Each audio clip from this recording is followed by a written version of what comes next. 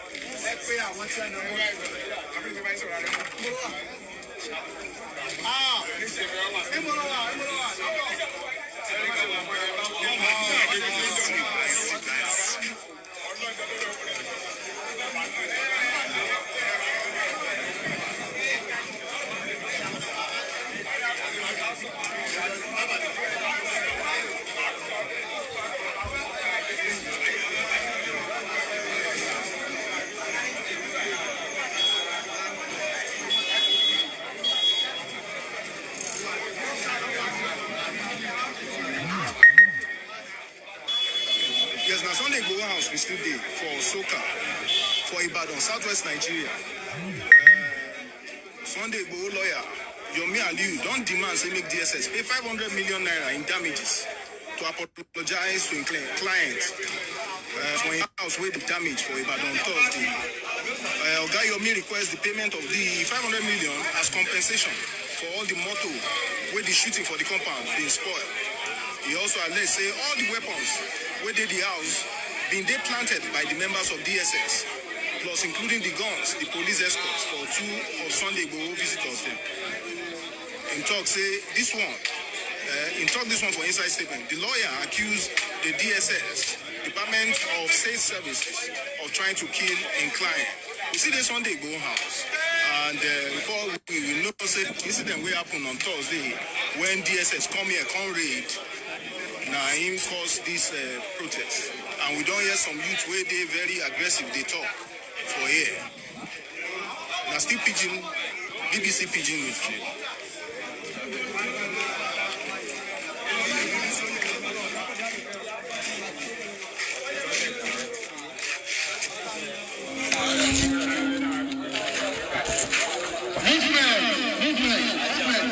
We are ready to go now.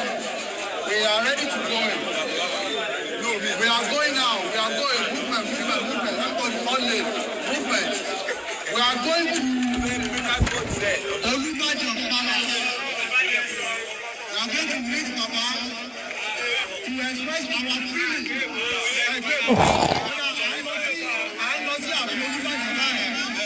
Láti lọ bá bàbá láti sọ ẹ̀tọ́ ọkọ wa gẹ́gẹ́ bíi pé àwọn onímọ̀tò pé àwọn wọlé wa lórí àṣẹ́jẹ̀ nìkan lẹ́nu àwọn onímọ̀tò pàtàkì wa àṣẹ ni akẹ́kọ̀ọ́ òye fún bàbá rẹ̀ tó ẹ̀jẹ̀ tí ó fi ọmọ báàrẹ̀ rẹ̀ kálọ̀ báwọn lásìkò náà ọjà ìyá máa lọ lọ.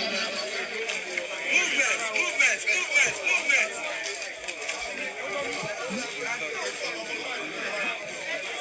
Aláàjì.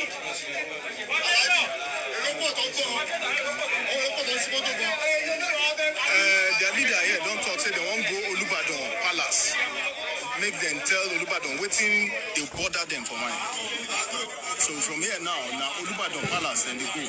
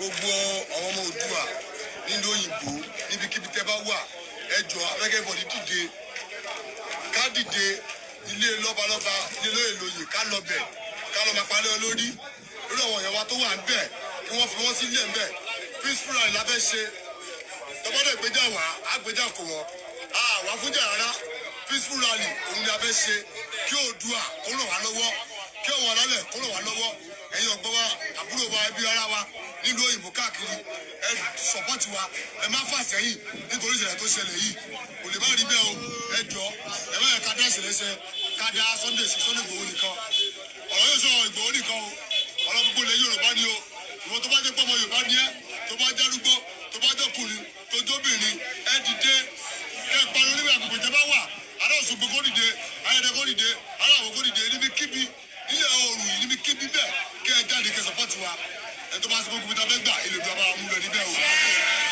ẹ lè lọ́wọ́ èrò orí àti gbọ́ pé wọ́n ní pé wọ́n mú ọkọ̀ ilé Ìgbòho wọn ò mẹ́nìbọ́dí o ilé Ìgbòho ló bá ọ̀rẹ́ fún ọ̀rẹ́ fún ẹgbẹ́ à ń pípì ẹ̀ láti gbéra ẹjọ́ ẹ ràn wọ́n lọ́wọ́ Oòduà gbé wa o ṣe jẹ́ ní ọ̀rọ̀ wa.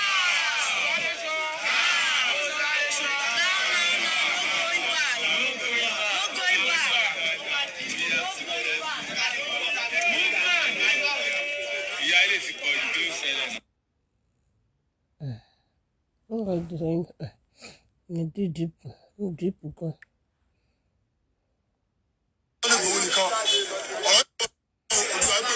Alright then.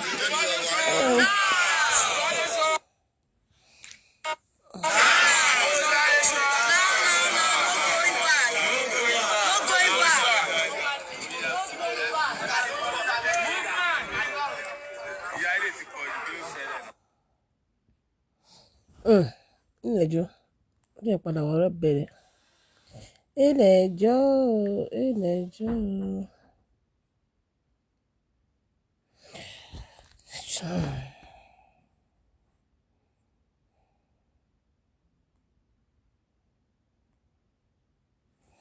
Alright guys, thank you for watching.